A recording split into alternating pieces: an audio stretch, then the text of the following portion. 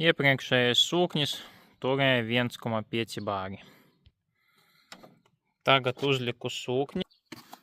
Benzīna, ar kuru es biju 100% pārliecināts, ka ar spiedienu viss bija labi. Darbinām.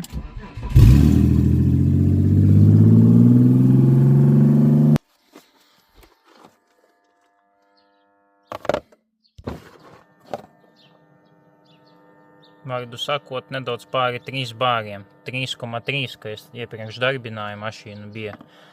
Tas ir kā reiz tas, kas vajadzīgs, cik es atceros pēc grāmatas. Motoru ilgi negribu darbināt, jo tur gāzes pedāļas zem drifta saregulēts, viņš baigi gāzi man tagad tur nekorekti. Nomierinājās.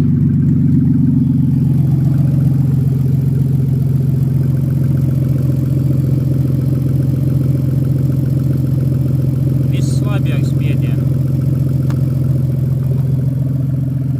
Ko, lasu pārējās tackas, ko vajag, un uz pirmās kategorijas pārbūvi jādzen mašīnu.